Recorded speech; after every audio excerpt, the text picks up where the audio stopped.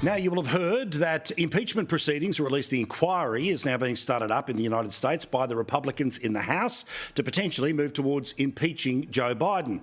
Now, of course, you need 60 votes in the Senate for that to happen, and just like it wasn't going to happen for Trump, it won't happen for Biden. So it's all about what the House does. So now that the word impeachment is being used, I have to ask our dear friend, Dave Rubin from the Rubin Report, a fellow free-thinking Gen Xer, are the walls closing in on Biden?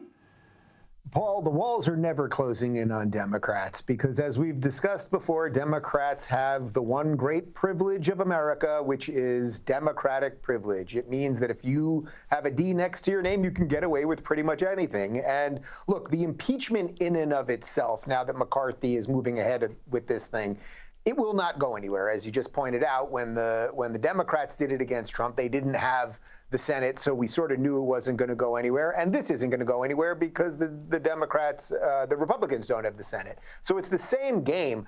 I would tell the Republicans and McCarthy, you sort of got to be careful what you ask for here, because I saw a poll this morning. 73% of Americans, that includes Democrats, are now saying that Biden is too old or cognitively impaired to run for re-election. So he's losing support drastically, on top of Biden economics that are failing and the border that everyone's now realizing is a problem, and the litany of other things that we could go through.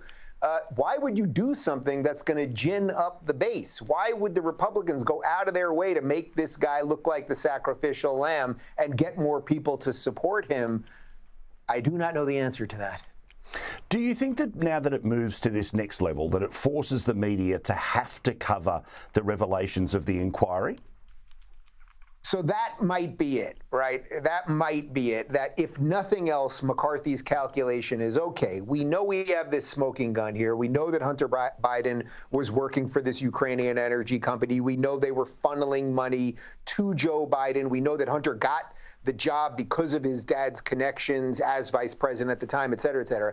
Right-wing media, or Paul, whatever you want to call guys like us, I don't even think it's right-wing media, sane people or people that are somewhat awake know about it and care. But how do we burst this thing forth to the mainstream? So maybe McCarthy's calculation was just that. Oh, we know we're not going to get the conviction on this thing. It's not like Biden steps down or something like that. And by the way, if he did, then you get Kamala. So it's not like things are magically better. But maybe the calculation is, oh, we can shine such a spotlight on this thing, they'll have to talk about it. And maybe that at least wakes some people up to the Democrat, specifically the Joe Biden family corruption.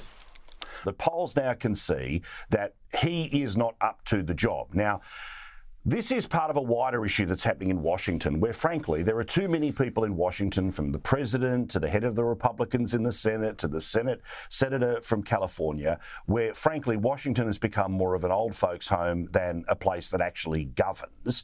Why do you think too many people hold on for too long, and the people around them keep propping up people who clearly aren't up to it anymore? I mean, I think the first answer is that the baby boomer generation that these guys are part of is holding on too long. I have a healthy respect for people that are, older than me and my parents' age, and I had grandparents and great-grandparents into their 90s.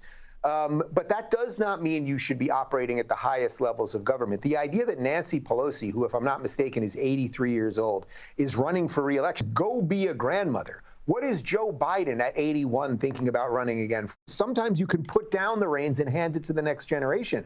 That's one of the great things that you can do as you age. You can build something and then in a wonderfully decent way hand it off to the young people behind you. And I think they've held on for too long. They don't know how to let go. And the system itself, the swamp, it likes the fact that it has a bunch of people who don't really know what's going on, because that's just more money for the machine. Well, also, it's this thing where the machine requires people who don't question it to run it. And the longer you're in the machine, the more the machine takes you over. We know what happens if you try to resist the machine. Well, they'll find a way to either criminalise your behaviour or certainly scandalise your behaviour. Is that part of it too, that one of the reasons why these people stick around so long is because they are no threat to the system when they have been the system for so long? Exactly, which is the funniest part of Joe Biden's existence at this point. Biden, before this presidency, had 47 years between being a senator, I think he was a congressman before that, and then vice president and everything else, he's been as big of a swamp creature as possible. So in some ways, his zombified presence, whatever it is that he is, when he poorly reads off the cue cards, or he calls on somebody that, you know, he's already got the question for, or he reads or poorly reads off the teleprompter, et cetera, he's the perfect front for the machine, because it's like nobody can look at him. I don't think there's anyone that's looking at this guy that is honestly like, oh, he's really in charge. It lends itself to the idea that somebody's in charge, but it ain't these people, and most of us don't know what to do with it.